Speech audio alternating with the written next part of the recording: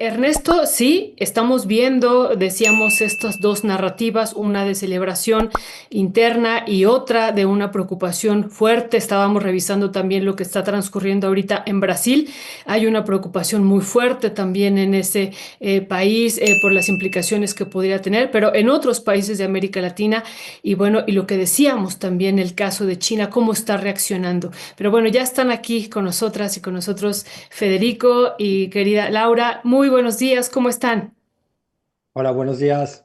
Hola, buen día. Federico Bonazo, te iría contigo primero a propósito de que andas en Canadá, y también, pues Canadá y México, pues dicen en la mañanera que resultamos beneficiados. Alguien de la audiencia también nos hacía críticas hace rato en la mesa con los economistas y alguien decía, bueno, pues es que pues qué querían, ¿no? Si no nos van a aplicar, dice MC, ¿qué habría pasado si nos hubieran puesto aranceles? A todo le encuentran, es decir, de todo nos quejamos. ¿Cuál es el ángulo que tienes en primera instancia, mi querido Federico Bonazo, en este sentido y las reacciones en Canadá? Bueno, en Canadá estamos más pendientes de México que las reacciones en Canadá hoy, pero luego me voy a meter a la prensa canadiense a ver qué ocurre. Hay acercamientos entre el nuevo primer ministro Carney con México, con Claudia Sheinbaum, y bueno, en una de esas esto desata una intensificación que sería benéfica acaso dentro del caos en el que estamos, o sea, asumamos que estamos en una situación semicaótica o de crisis como todo cambio de paradigma significa. O sea, hoy lo decía Marcelo Ebrard muy claramente en la mañanera, ¿no? Se acabó la globalización y el libre comercio y el intercambio comercial como lo conocíamos. Esas reglas se han terminado. Ahora empieza un nuevo mundo, ¿no? Lo decía de una manera muy drástica, muy dramática, pero que tiene muchos componentes de verdad. ¿Qué tanto este cambio de paradigma va a ser definitorio de un mundo absolutamente nuevo en materia comercial, muy subordinado o muy pendiente de lo que es la guerra entre los Estados Unidos y no solo China, sino las otras potencias económicas asiáticas? Porque si vemos, los aranceles están intensificados en esa zona del mundo, es decir, hay una verdadera, un acento allí. Eh, no lo podemos medir ahorita todavía, si no lo puede medir Krugman o Stiglitz, menos el que les está hablando en este momento, pero quiero decir, se irá viendo en el paso de los años, se irá viendo si la consolidación de los BRICS logra ejercer un bloque económico que realmente desafíe a ese dólar que hoy lo vemos padecer, ¿eh? El dólar es uno de los principales elementos o indicadores que está ya sufriendo la sacudida de la entrada en acción de los aranceles. Vamos a ver, la respuesta de Claudia Sheinbaum es la mejor posible, es una política, por supuesto, no está ahora en su papel de académica, está en su papel de jefa del Estado mexicano y no puede sino celebrar lo celebrable y hacer acento en aquello que pueda ser motivo de festejo o también señales a los famosos mercados, a los famosos inversores, incluso señales a aquellos sectores de la industria estadounidense que están golpeados y no están tan de acuerdo con este tipo de medidas. Detrás de la cual abro aquí un paréntesis, también está la agenda de los oligarcas, no lo olvidemos, porque las medidas de Trump tienen mucho que ver con la sustitución de la recaudación fiscal sin aumentar el impuesto sobre la renta a los grandes millonarios de Estados Unidos e intentando recaudar a través de este tipo de medidas arancelarias. Hay que ver si le sale la movida, pero muchos sectores de la economía estadounidense no están de acuerdo. Las medianas, pequeñas empresas, los importadores que van a ver afectados por esto, los consumidores que van a tardar más en reaccionar que aquellos dueños de la economía que tienen mucho más el tacto como para anticipar mucho más rápidamente los daños de estas medidas, van a generar un clima donde también estas medidas van a retroceder en cantidad, en magnitud, o van a avanzar si es que Trump está muy decidido a llevarlas a cabo, ¿no? Pero la respuesta del gobierno mexicano ha sido la mejor posible, y la situación de México y Canadá al lado de lo que es el resto de los socios comerciales de Estados Unidos, por ejemplo, pienso en Europa, la indignación que debe haber en Europa, ¿no? Hemos sido, oye, soldaditos tuyos, hemos sido menos que socios, te hemos acompañado en todas tus locuras. Estamos pensando en restar presupuesto al bienestar de esa Europa que aún mantiene, aunque se trastabilla, aún mantiene su estado de bienestar en varios países, quitar recursos de allí, ¿eh? Para dárselos a la industria militar estadounidense. Y ahora tú nos haces esto, ¿no? Entonces debe haber una indignación que tendrá un coste diplomático político en el mediano plazo, calculo yo. México y Canadá por el momento entran en un estado, en una suerte de alarma más moderada. Aluminio, acero y industria automotriz es la más afectada en este momento. Todos aquellos productos que están dentro del TEMEC en este instante, en este momento, al día de hoy, no tienen los aranceles. Y pues dentro de la crisis, eso sin duda es algo, sino que festejar, por lo menos que comunicar a la población, tal cual ha hecho la presidenta. Oye, Fede, ¿y qué tal allá Milei en Argentina?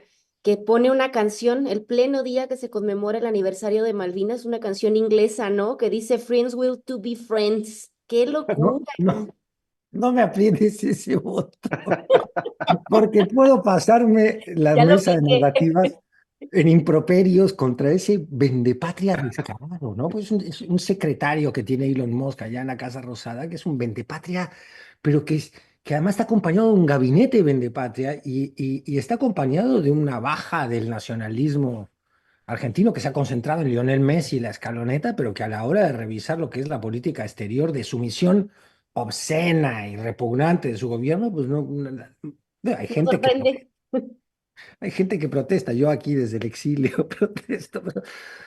No, no, estamos viendo una descomposición de un mundo, no sé a dónde nos lleva esta descomposición, ¿no? Pero es alarmante, es preocupante, es infame. El 2 de abril que se conmemora el día en que los delirantes de los militares hicieron ese teatro de recuperación de las Malvinas para sostenerse en el poder, enviando a los soldaditos al invierno del Atlántico Sur con tenis, Converse, sin equipo, a someterse a la tercera armada más poderosa del mundo. Imagínense ustedes lo que fue ese desastre, pero aún así costó la vida de soldaditos que iban creyendo que defendían a la patria y dieron la vida por su bandera y hoy están siendo ninguneados por este presidente inmundo. En fin, ya te dije, no me apretes este voto. Y ya no solo Sería muy bueno hacer después un programa. Ayer ya hablábamos al respecto con Fernando Buenabad, que nos compartía también parte de esta ceremonia y parte de su análisis de este 2 de abril, de esta conmemoración. Y bueno, pues es una herida, Federico, que te duele a ti, pero también nos duele a nosotros, ¿no? También a varios y a varias de nosotros nos sigue doliendo el tema de las Malvinas y sería muy bueno después profundizar en esto. Pero bueno, vamos, seguimos y podemos regresar también a este tema. Seguimos con este primera valoración que a mí me parece muy importante de ustedes porque pues hemos escuchado, les decíamos al principio del programa, ayer estuvimos pues como cuántos economistas eran, Ernesto, como 500 economistas ayer, más o menos, si no es que más, estuvimos por la tarde en la Escuela Superior de Economía, les mandamos un fuerte abrazo y pues eran muchísimos economistas los que estaban ahí y acababa de ocurrir hace unos minutos pues este anuncio de Donald Trump y teníamos la mirada de muchos y muchas economistas y ahorita tuvimos esta mesa y nos interesa mucho también escuchar otras miradas, ¿no? Otras miradas de cómo están analizando ustedes, los no economistas, la situación, ¿no? En términos, los impactos que habrá, ¿no? Luego, aunque decimos que hay muchas miradas desde la economía, que no hay una, que hay múltiples miradas, incluso desde el marxismo, dicen en la Facultad de Economía de la UNAM, desde sus 25 corrientes distintas, ¿no? Hay múltiples miradas, pero bueno, querida Laura Sánchez Ley, ¿cómo analizaríamos esto desde tu perspectiva? ¿Cuál es tu primera valoración de estos posibles impactos y de estas realidades que estamos viviendo en México y fuera de México? ¿Cómo lo estás analizando? Dos cositas, ahora voy. Para que no se me vaya a olvidar, un librazo que a lo mejor ya leyeron, estoy segura que ya leyeron algunos y algunas, se llama El rastro en los, no, no es el rastro en los huesos, ahora les digo, es un libro de Leila Guerrera increíble que justo narra cómo ni siquiera ha sido posible recuperar los cuerpos de la gente en Malvinas, es impresionante, ahora les paso el nombre, se llama La Otra Guerra. Es muy bonito, es un libro chiquito y lo venden en las librerías y tiene, no sé, 100 páginas, pero chiquititas, así que bueno, se los recomiendo. Y por otra parte, oigan, a ver cuándo nos invitan a las tertulias ya, yo veo pasar a todo el mundo, ¿eh? Ya, Ya, el sábado estás invitada, ya. ¿qué onda? Bueno, no es cierto. Sobre el tema de los aranceles, claro. Mira, hoy leí una columna que me pareció súper interesante, se las recomiendo mucho, de Viri Ríos, ahí en Milenio, ¿no? Donde evidentemente hace un análisis muy interesante, donde se deja claro que México es indispensable para mantener pues la competitividad con Estados Unidos y que evidentemente esta es una muestra, ¿no? Al menos un guiño de amistad por parte de Donald Trump que vemos que se alocó, ¿no? Sobre todo con países, por ejemplo, que manufacturan ropa, ¿no? Como Tailandia, Indonesia, todo este supermercado asiático de la manufactura de ropa, ¿no? Vemos que para México ciertamente serán menores. La presidenta lo dijo hoy escuché con mucha atención la conferencia y ella decía que vamos por pasos, ¿no? No nos aceleremos, no pensemos que estamos libres de todo e incluso deja muy clara que justamente se va a mantener los aranceles del 25% para el mercado automotriz, que es importante. El día de hoy, por ejemplo, en la mañanera vi un reportero alemán que decía que muchas de las plantas alemanas estaban en México y que ya estaban sufriendo afectaciones. Entonces la presidenta le decía que ya se estaba platicando con estos sectores automotrices porque queda esta parte que no es menor, ¿no? Recordemos que hay estados que viven de la manufactura de coches, ¿no? Nuevo León, Baja California, Querétaro, tienen una cantidad impresionante de trabajo y son parte pues, de la suma del Producto Interno Bruto que se va sumando en México. Va a ser de los más bajos del mundo, evidentemente, el mexicano. Nos está dando una pausa, pero sí hay que poner atención al tema de los coches. Ya lo hemos comentado acá, que el sector automotriz en México es poderoso y también genera muchísimos trabajos en México. Entonces no hay que cantar victoria, porque con Donald Trump no se sabe cómo va a moverse la mano. Ahora, ella hablaba o le preguntaba a una reportera también en la conferencia mañanera si las nuevas negociaciones para el tema automotriz iba a estar relacionado al combate al crimen organizado y al fentanilo. Claudia dice que no va a estar condicionado. La realidad es que hemos visto, por ejemplo, Omar García Harfuch en Estados Unidos ya varias veces, hemos visto otros funcionarios como Marcelo Ebrard, pues tratando ahí de negociar algo. Entonces, lo que siempre les digo, no hay que tratar de que no se nos meta un gol ahora con este 25% de aranceles en esta negociación, en este venir y bajar de decisiones de Donald Trump, ¿no? Entonces, viene, ahora lo que sí creo que se mantiene es justamente lograr una política de desarrollo que no tenga por meta depender de Estados Unidos como pasó durante muchísimos años, sino meterle a todos los temas nacionales. Recordemos que la presidenta le está apostando al Plan México, hoy lo dice otra vez, cantamos esta pequeña victoria, pero hay que concentrarnos en el mercado interno, ¿no? Recordemos que este plan es bastante sencillo, no es complejo y está hecho también para que todos los mexicanos puedan tratar de sumarse, ¿no? Que tiene que ver con promover la relocalización, con elevar el contenido nacional y nacional, relanzar programas como Hecho en México, incrementar proveeduría local, sobre todo ampliar el acceso, por ejemplo, al fortalecimiento y el desarrollo científico y tecnológico para así generar así a mediano plazo más empleos. Entonces, lo que yo les digo es esta parte no del boicot, ¿no? Es imposible. Yo creo que es imposible cuando la gente llama un boicot, pero sí empezar el consumo nacional y adquirir productos nacionales me parece que es un buen primer paso. Ya, gracias, mi querida Laura Sánchez Ley. Temoris, bueno, está el anuncio de Donald Trump, hoy publicó, por ahí tenemos hasta su video, se publica el mismo Donald Trump un video donde se ve así en cámara lenta y cómo fue entrando a la conferencia, los anuncios, los aplausos y demás. Reacciones diversas en todo el mundo, para mal hacia la administración de Donald Trump y la reacción que presentó hoy Claudia Sheinbaum y el secretario de Economía Marcelo Ebrard. ¿Cuál es tu primer balance que tienes hasta este momento después de lo sucedido? Pues mira, o sea, sí hay una paradoja, ¿no? O sea, que además Aguilar Camín y los Krauses y esos han estado festejando y se han estado riendo, que es que a la izquierda le toca defender el tratado comercial que la izquierda criticó en los años 90 cuando se planteó.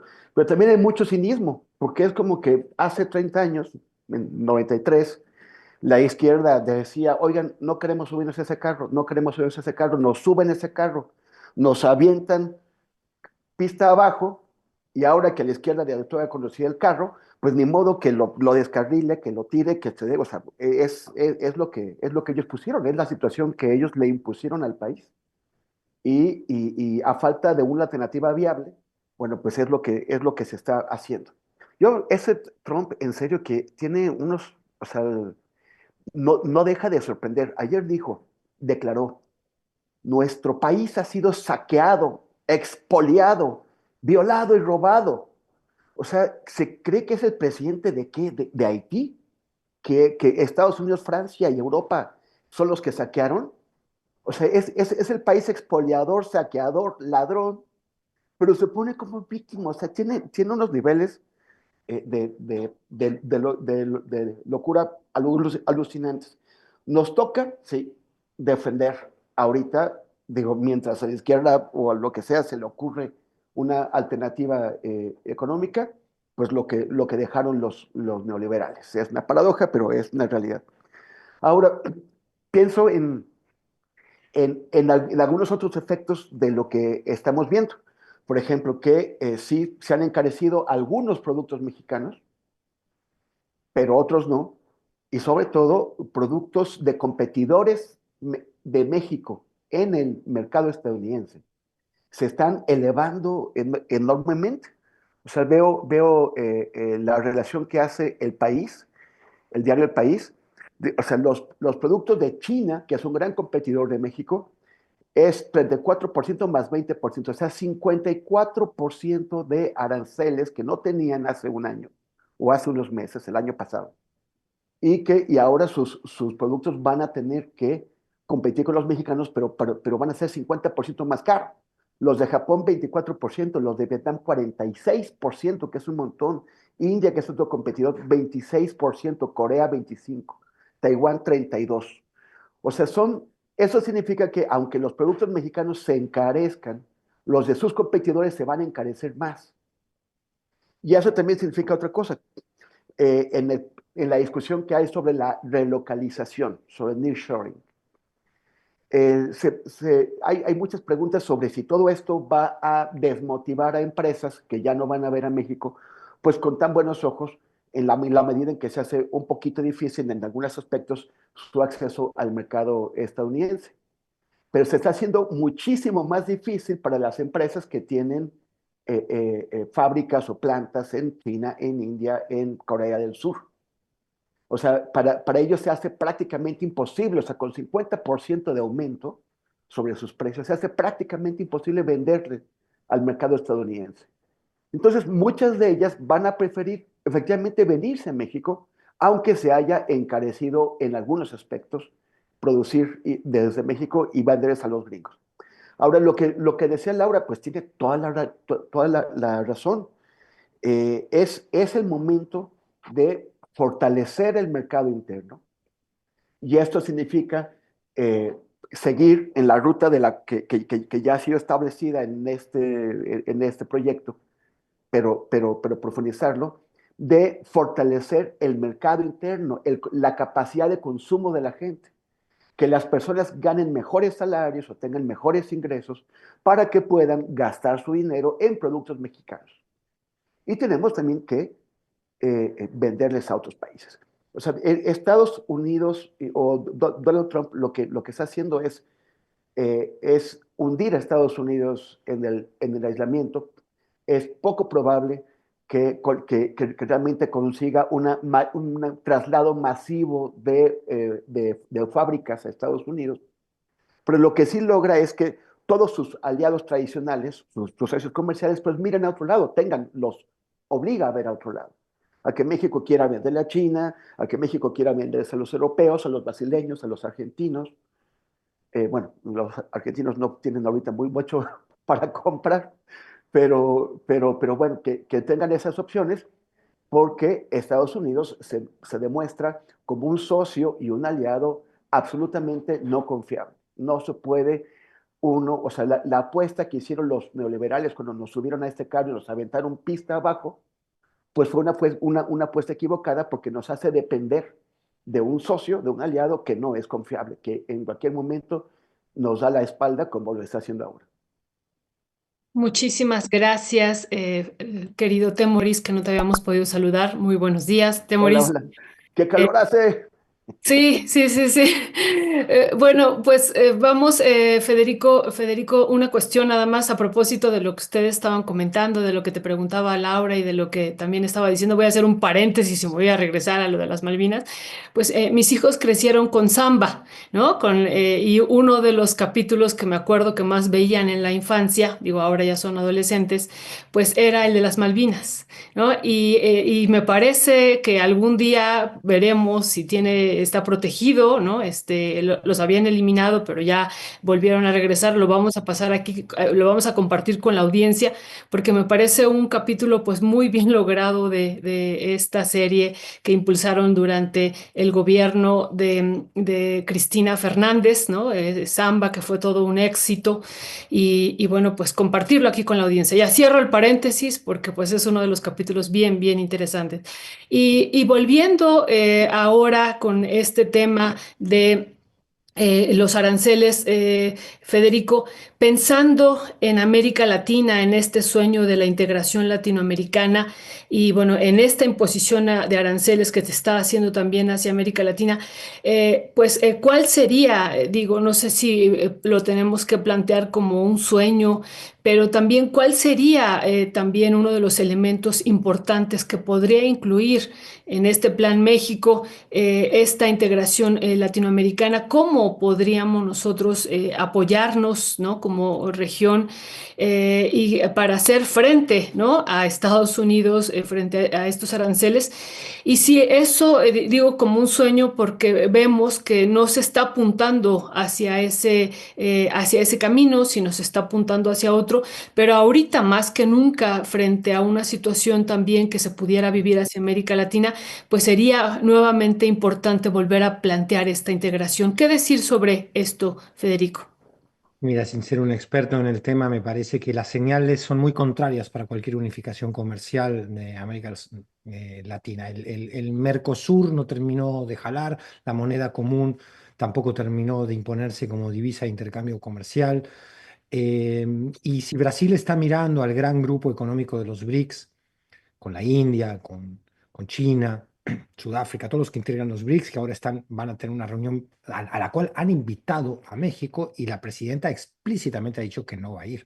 Enviará a algún representante del gobierno mexicano, pero claramente son señales todo el tiempo a Trump. Si en la mañanera le preguntan, oigan, y ahora vamos a mirar más hacia China, dice, no, no, no, nosotros autos chinos, nada de eso, no. Todo el tiempo está enviando señales a ese socio del cual, como también describía Temoris, depende la economía mexicana, no por culpa de la izquierda, esto es importante remarcar, pero esa es la situación actual. Y por el otro lado, si los dos grandes gigantes económicos de Latinoamérica no apuestan por ese mercado común y el fortalecimiento de una unión comercial cultural urgente y tanto tiempo soñada por los románticos del bolivarismo, entre los que me incluyo, o sea, moriré bolivariano, pero creo que sin ver la concreción de muchos de esos sueños, ¿no? Que se han quedado en la retórica, los dos grandes gigantes comerciales, México y Brasil, tienen una apuesta que no mira hacia el continente, sino que mira hacia afuera. Entonces no hay visos de que eso se vaya a concretar más allá, de que seguiremos perpetuando el deseo, ¿no? Lo veo por ahí, Violeta, más o menos el tema. Gracias, gracias, Federico. Y bueno, mi querida Laura, pasando a otros ejes temáticos y que tiene que ver con esto que proponías, lo hemos estado comentando un poco aquí de manera más ligera, el tema pues de estos grupos musicales que de pronto pues ponen imágenes como las que se pusieron del Mencho con este grupo de Los Alegres del Barranco, que les mereció pues que les cancelaran la visa a todo el grupo de manera inmediata y según estaba leyendo también por ahí, también va a aplicar para todos sus familiares, hermanos, esposos, esposas, padres, madres, va para todos parejo, parece ser. Y bueno, la misma Laura, ahorita hace unos instantes de que entráramos, pues anda también revisando sobre el tema y hay también algunas disculpas que están haciendo este grupo de los Alegres del Barranco después de estas imágenes que simbraron a mucha gente, porque una cosa son los narcocorridos y que ese es todo un tema que ahorita estaremos abordando con Laura, con Federico, con Temoris. Una cosa son los narcocorridos y otra cosa es poner ese tipo de imágenes en los tiempos de precisamente el Cártel Jalisco Nueva Generación y de además, lo primero que se me venía también cuando veía esas imágenes, no sé ustedes, Teuchitlán, ¿no? Precisamente las imágenes de Teuchitlán y de pronto ver este grupo con esas imágenes. Laura Sánchez Ley, que has trabajado también muchísimo el tema, ¿qué decía al respecto? Micrófono, micrófono. Perdón. Sí, en efecto, querido Ernesto, se disculpan estos hombres, los Alegres del Barranco, ya originarios de Sinaloa, finalmente después de haber proyectado no una, dos veces imágenes del Mencho, porque a pesar de que todos nos escandalizamos, nos ofendimos, nos sentimos mal, lo volvieron a hacer en una segunda ocasión, unos días después, en Uruapan, vuelven a proyectar las imágenes como diciendo, a mí no me importa. Y es ahora hasta que Christopher Landau, se pronuncia nunca, lo Sí. pronuncio bien el apellido de este señor, pues finalmente nos dice el día de ayer por qué le revoca la visa. Ayer Christopher Landau explicó que aunque creen en la libertad de expresión, no significa que deban estar exentas de consecuencias y que no les pareció pues que esta banda mexicana, Los Alegres del Barranco, difundiera estas imágenes que glorificaban un capo de la droga por el que, por cierto, ellos ofrecen la mayor recompensa, una de las mayores recompensas en la historia de los Most Reward, como le llaman ellos. Entonces, finalmente se disculpan después de que el embajador dijera que se habían tomado muy en serio la responsabilidad, pues, de dejar pasar a estos hombres porque les da, ahora sí que les da vibra, como dicen los chavos, de que tienen alguna relación con este narcotraficante, el Mencho. Ellos le quitan la visa, explican apenas el día de ayer y hoy los Alegres del Barranco finalmente se disculpan. Es decir, yo no veo una disculpa sincera, no sé ustedes, y después en la misma semana se van a otra feria y vuelven a poner las imágenes, ahora hasta que el embajador estadounidense les quita la visa. Entonces, me pregunto si esto va a marcar un precedente en la composición del narcocorrido en México. Recordemos que muchísimos de estos cantantes, su target, su público base está en Estados Unidos. Ciudades como Chicago, como Los Ángeles, con las mayores concentraciones de migrantes mexicanos, son los que más consumen este tipo de música. Entonces, no sé qué va a pasar. Me parece muy interesante ahora que hay consecuencias por parte del gobierno estadounidense, si le van a tener miedo, ¿no? A que les quiten su visa de trabajo, porque al final del día de eso viven. La cantidad de migrantes mexicoamericanos que viven en Estados Unidos es impresionante y también del consumo. El regional mexicano se sostiene a través de de este público, ¿no? Entonces, vamos a ver si ahora con la amenaza de los estadounidenses empiezan a modificar sus letras, ¿qué pasa? Mira, no se trata de censura, yo siempre es lo que he opinado, ¿no? Desafortunadamente, el corrido, el narcocorrido como tal, va a seguir existiendo mientras exista el mercado del narcotráfico. Es histórico, ¿no? Lo comentaba en algún otro lugar, que el corrido pues surge a mediados del siglo XIX en México. Entonces, creo que acá Fede es el experto en el tema musical, pero sí creo que se van a venir cambios al menos en este sentido. Ahora, la semana pasada se sentencia a Ángel del Villar, esto porque es importante, esta semana es importante para el tema regional mexicano. Yo me imagino que ahorita los managers están en friega en los estudios musicales viendo qué quitan y qué ponen, porque la semana pasada la empresa del Records, una de las empresas más grandes que ha tenido artistas como Ivy Quintanilla, el hermano de Selena, como Julián Álvarez, como Gerardo Ortiz, un gran empresario musical, es sentenciado en una corte estadounidense, el primer juicio a una disquera estadounidense. Entonces, se le va a sentenciar, todavía no hay una sentencia, Sin embargo, entre los testigos estrellas hubo mega artistas como Gerardo Ortiz, ¿no? Testificando en contra de la disquera y aceptando que lavaban dinero para el cártel Jalisco Nueva Generación. Entonces se viene una época para mí caótica para el regional. Creo que se van a tener que replantear muchas cosas, sobre todo con el tema de la apología a estas cabezas del narcotráfico. Yo creo que van a tener que agarrar el cartel de más buscados de la DEA, del FBI, del Departamento de Justicia y ver a quién no cantarle, porque les van a quitar la visa. Muchísimas gracias, Laura. Temoris, pues sobre este otro tema, saltamos de el tema de los aranceles a esto de los narcocorridos. ¿Cuál es tu valoración, pues sobre todo, ¿no? De esto que nos comentaba Laura Sánchez Ley en términos de los alegres del Barranco, pues haciendo esta apología también a uno de los cárteles y a un personaje en específico, al Mencho? Pues fíjate, Violeta, que me quedo bien preocupado personalmente, la verdad, porque yo creo que la mayor parte del público no lo conoce, pero mi apellido materno es Alegre. Y, ¿En serio? y, No sabíamos. y Temoris es Ajá. una población de las Barrancas del Cobre, en Chihuahua. Entonces, eso de los Alegres del Barranco, pues no se van a confundir y la van a agarrar conmigo también. Entonces, ¿eres Temoris Greco Alegre? Verumen Alegre. A ver, un Alegre, ok. Sí. O sea, Greco es nombre también, Berumen es el paterno. Pero imagínate, no, pues no la ven, como están agarrando parejo, pues a ver si no me llevan ahí entre las patas. Pero también eso es gravísimo, o sea, imagínate, a todos los parientes, a todos, o sea, ese tipo de represalias que es contra gente que no tiene que ver, que no se sabe, que no ha habido una investigación sobre cuáles son las relaciones con aquellos a quienes se les atribuye algo malo, pues es fascismo. O sea, son características del fascismo. Me recuerdan, por ejemplo, a los israelíes que quieren castigar a un combatiente de la resistencia palestina, van y tiran la casa de la familia y la agarran contra todos y les quitan documentos y les hacen o sea, agarran parejo.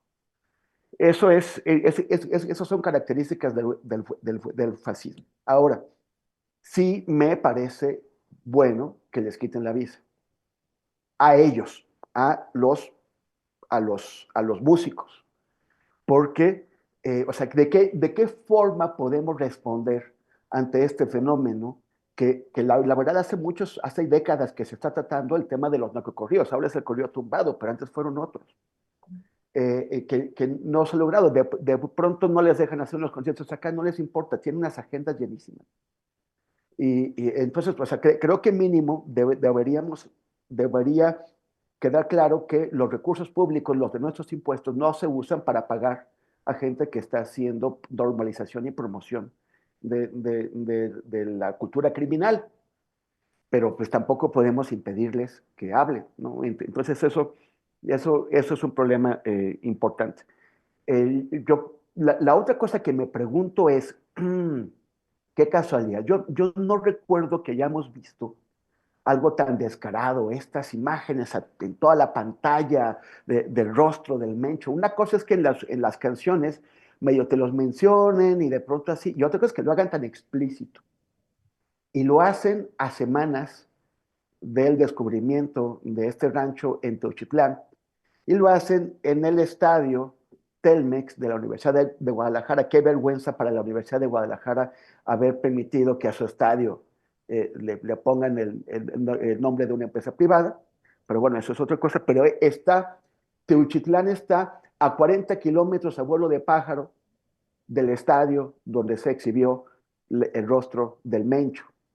Y ese rancho donde asesinaron a gente y esclavizaron a gente estaba bajo control de la gente del Mencho. Entonces yo me pregunto si no, o sea, ¿no es esto un mensaje? ¿No está diciendo algo el Mencho? ¿Fue una iniciativa casual, espontánea? Mira qué coincidencia de esos señores de los Alegres del Barranco, que no son mis primos ni mis parientes, no se confundan. Pero o el propio Mencho lo está pidiendo. O sea, él les dijo, es uno de sus patrocinadores, o de alguna forma también puede presionarlos para que lo hagan con amenazas, no lo sabemos. Pero a mí me cuesta trabajo creer que es una coincidencia Más bien parece que el Mencho está pues enviando un mensaje de impunidad muy macabro que no debería ser capaz de hacer.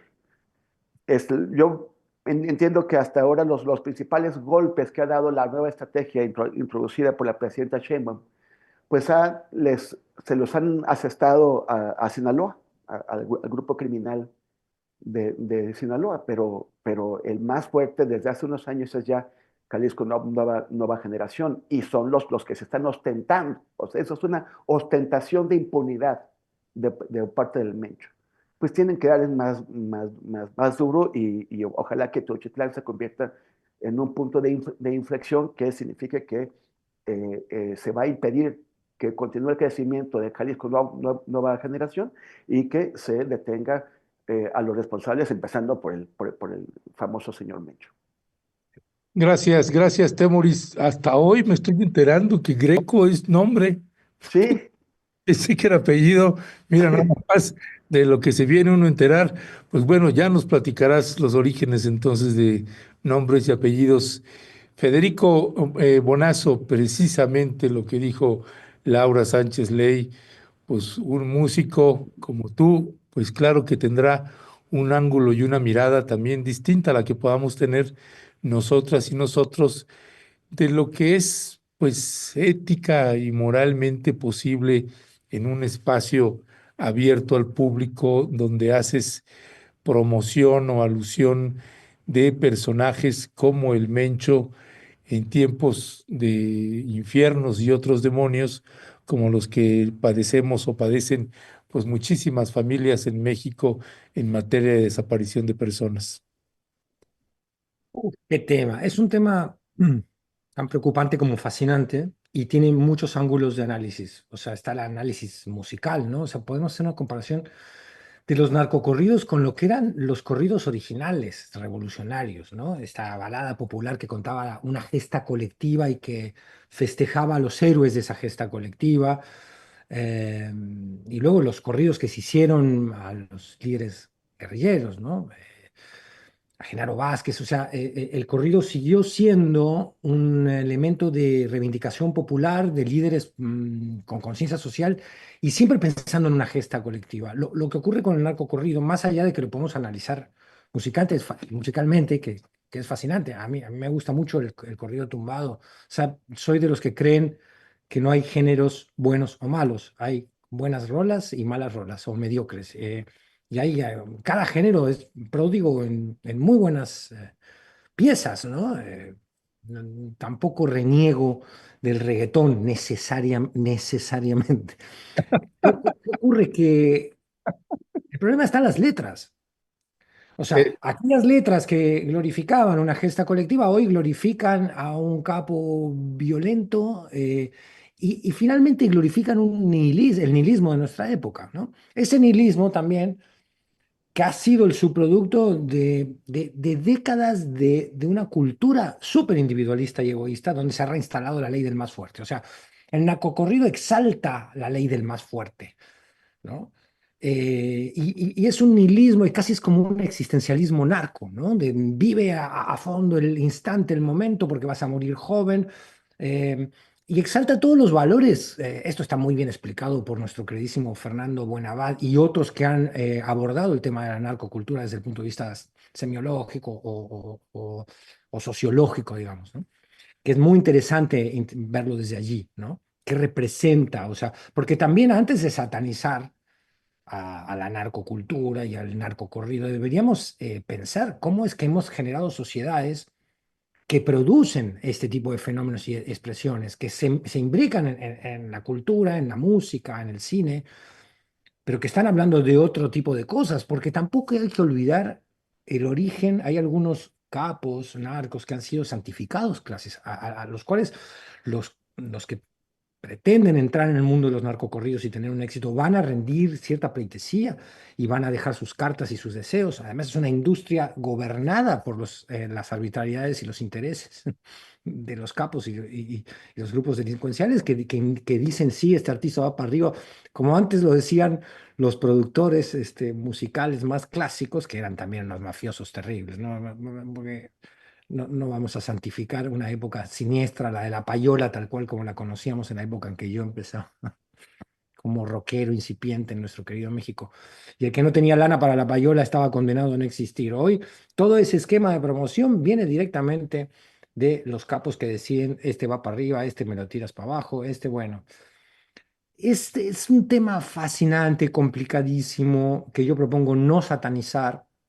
Ahora bien, uno del ángulo de este tema también es el tema de la libertad de expresión. Vean la diferencia entre la aproximación de Lemus en Jalisco, el gobernador, diciendo se prohíben como apología de la violencia. Hay un argumento, o sea, una cosa son los mensajes de odio y otra es la libertad de expresión, y es una finísima frontera que es, hasta incluso judicialmente es complicado de discernir y de establecer.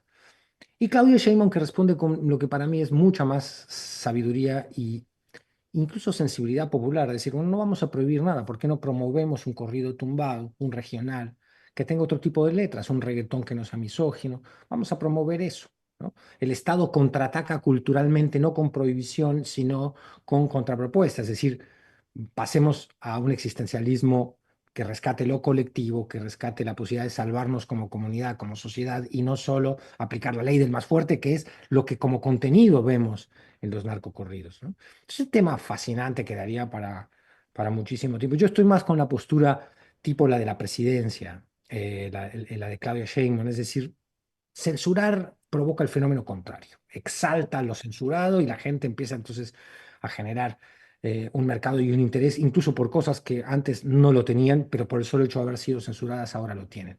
No debe ser ese el camino, pero sí debe ser el camino, creo yo, es mi postura, comunicar, establecer, discutir, sin satanizar a los jóvenes que son parte de este fenómeno, sin satanizarlos, intentando entender un mundo que ha producido toda una juventud marginal, a la cual ahora pretende además castigar, censurar, prohibir sus expresiones, porque también está ese aspecto, ¿no?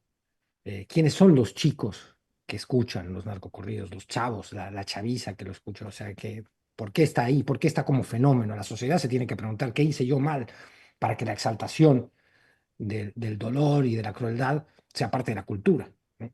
No solo es culpa de estos desadaptados, ¿no? Piensa la derecha siempre, ¿no? Entonces, tema fascinante, lleno de aristas. Oye, Fede, y perdón, un comentario.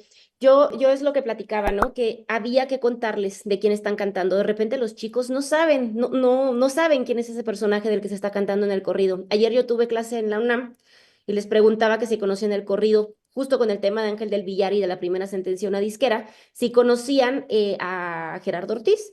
Me dicen que sí conocían el corrido de Damaso. Y sí, uy, sí, empiezan a cantarlo, ¿no? Los chicos, y les digo, ¿y ustedes saben quién era Damaso? No. Pues es el Minilic. ¿Y saben qué hizo el Minilic? No. Bueno, el Minilic fue uno de los gatilleros del Chapo Guzmán, fue un operador financiero y lo puse como va, la foto.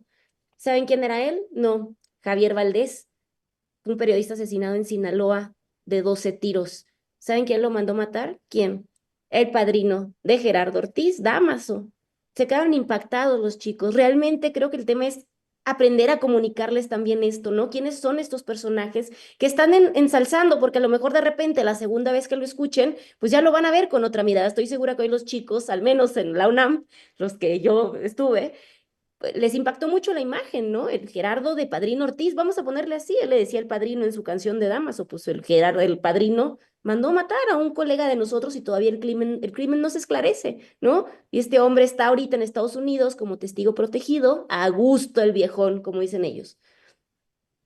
No, Muchas muy buen apunte. gracias. Sí, muy Fundamental buen apunte. apunte Sí, esto. tampoco. Perdón. Sí, no, muy bien, Federico. Muy interesante lo que nos comenta Laura y bueno, me parece que también ese tipo de docentes son las que necesitamos, ¿no? En este país, así es que muchas gracias, Laura. Yo quería hacer una pregunta, a lo mejor ahorita la puede retomar Laura o Temoris, sobre esto que decía Federico, ¿no? Que dice, pues yo estoy más con esta pues visión de la libertad de castigar, de no castigar, de no censurar, de no prohibir. Pero aquí me parece que también hay una línea muy delgada en términos de, por ejemplo, cómo la muerte genera ganancia, ¿no? Cómo la muerte genera valor y toda esta pues discusión que ha habido también desde la necropolítica y la necroeconomía, ¿no? Y que bueno, aquí estamos ya hablando de mercancías, de un tipo de música que se vuelve una mercancía que es rentable, pero con un contenido específico, particular, pues que hace apología también de estas características de la muerte, de los narcotraficantes. Y bueno, pues también es un tema sumamente polémico, sumamente interesante y como decía Federico, pues con muchas aristas. Sobre esto, ¿qué decir? No sé si Laura o Temoris, ¿qué decir sobre esto también que tendría estas otras implicaciones? Laura.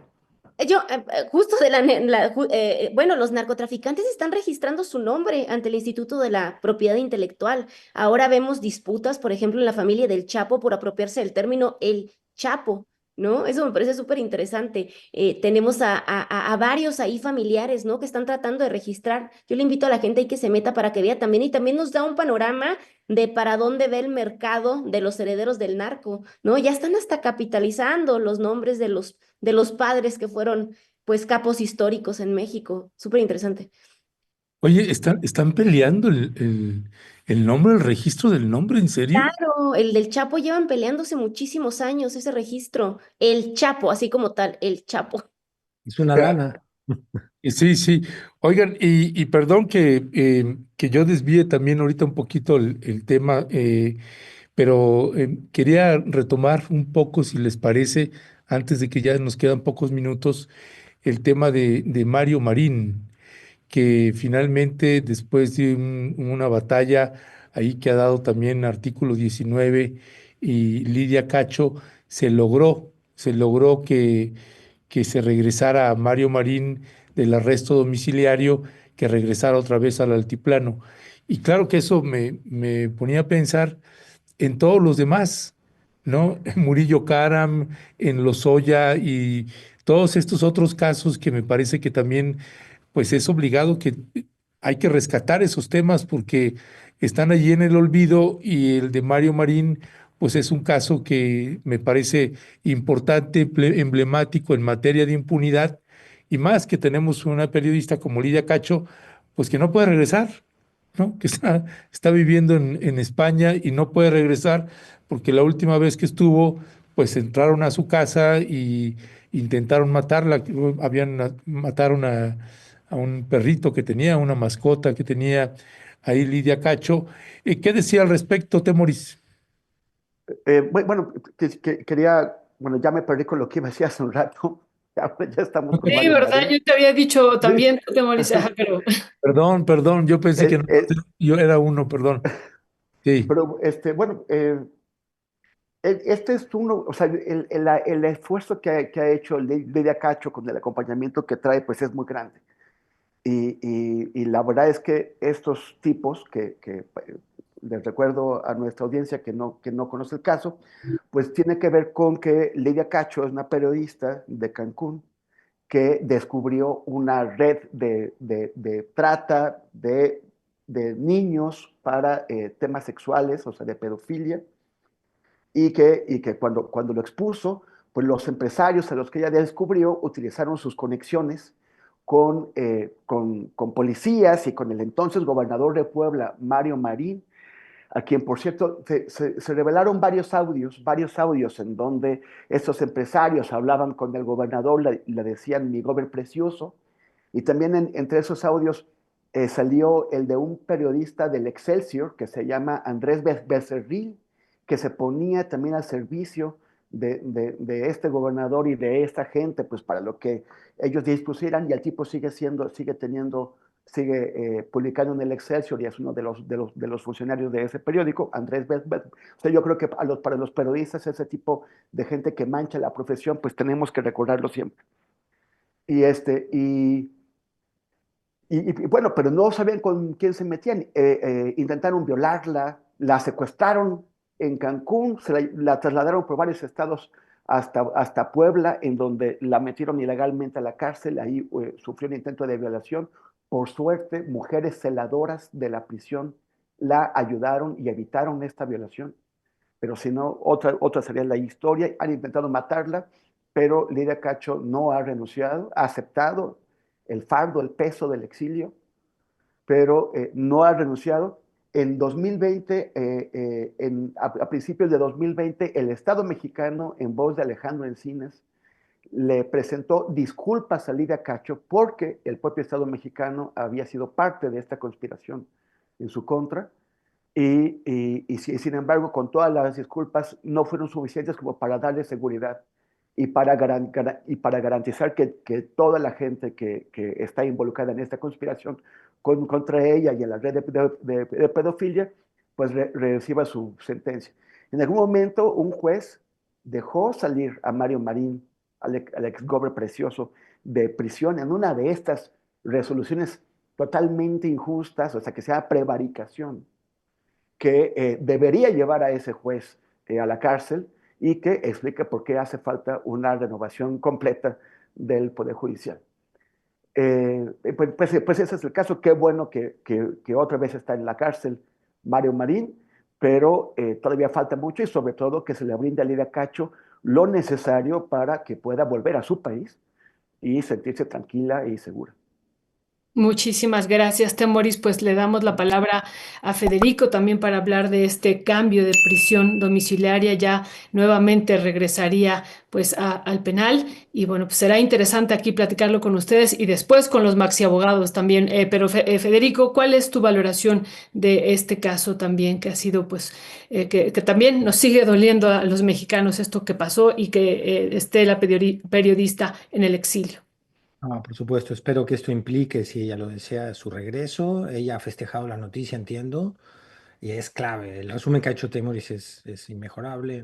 Poco que añadir en cuanto a lo que representa el caso y a lo que representa que, bueno, por un momento la Fiscalía General de la República haya mantenido la idea de que este sí es un preso peligroso que tiene que estar en una cárcel de seguridad. Es una buena noticia para una justicia que siempre nos da malas noticias, así que en este caso sería una buena noticia. Gracias. Pues Laura Sánchez Ley, Temoris Greco y Federico Bonazo, como siempre, muchísimas gracias por, por acompañarnos y gracias por aceptar retrasar una media hora la mesa. Era un tema importante también. Todo es culpa de Donald Trump, perdón. Es culpa de Donald Trump. Sí, Este, que no era culpa de ya sabes quién.